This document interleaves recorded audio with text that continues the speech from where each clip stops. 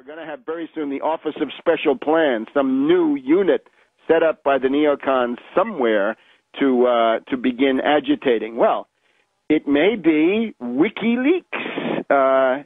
If we look at the WikiLeaks document dump, and if we look at the strange figure of Julian Assange, this bloodless, emotionless, psychologically very unusual specimen that's paraded now in the world media with a big attempt to build him up as an anti-authoritarian culture hero for this horrendous cybernetic world of alienated youth.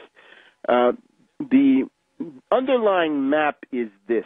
The basic thesis that comes out of a kind of a review of all of the material written about this and what I know so far that's in it, the main lessons of the WikiLeaks are Pakistan is bad. Pakistan is your deadly enemy. You've got to do something about Pakistan. Second only to Pakistan as a deadly enemy is Iran. Both of these countries are in Afghanistan. They're betraying the U.S. They're killing the U.S. forces. They're making victory impossible. This is absolutely intolerable. This has to come to an end. And then, of course, the war in Afghanistan is a failure.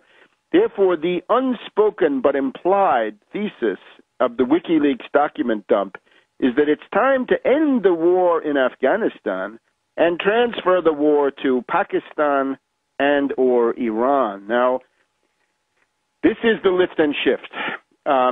This is therefore a very sinister operation. We see that the one constant from the Pentagon Papers in 1971 to the situation today is the stubborn stupidity of the left liberals, their gullibility, their hysteria, their herd instinct, their inability to look at the way things actually work. No cognizione per causas. They just can't understand things by their causes. Now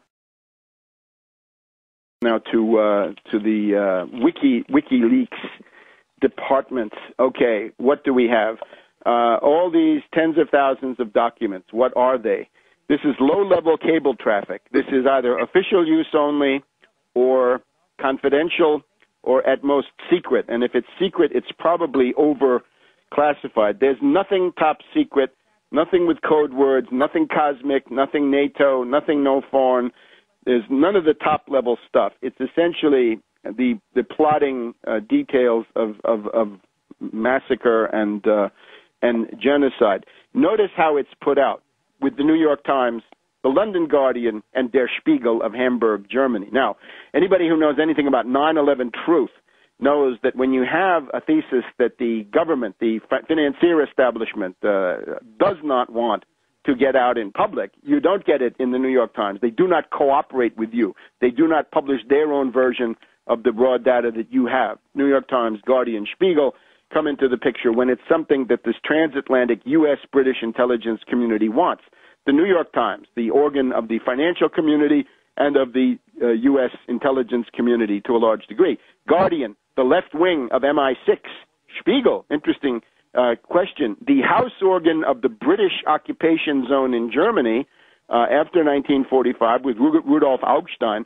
They had a cover story 4 or 5 years ago. Conspiracy fanatics turn the world on its head. This was against Gerhard Wisniewski, Andreas von Bülow, Matthias Brückers, the three main 9/11 truth authors in Germany. So that's how they treat things that the regime does not want. But in this case, they're delighted to put it in.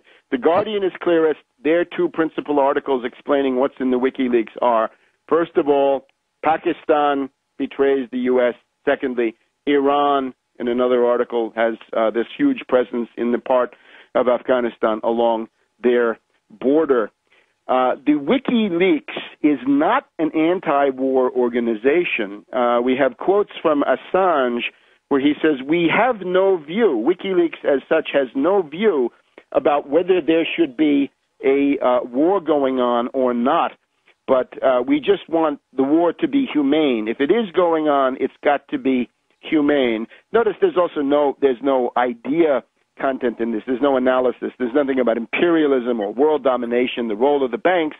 There's not even the cruder terminology about, say, a new world order. That would be a step up for somebody like Assange. He just doesn't have it.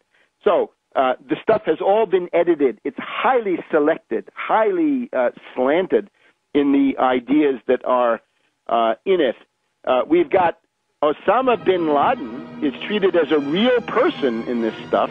Osama bin Laden attending the Quetta Shura. So looks like it's supporting the 9/11 myth, and explicitly that is what Assange does. Or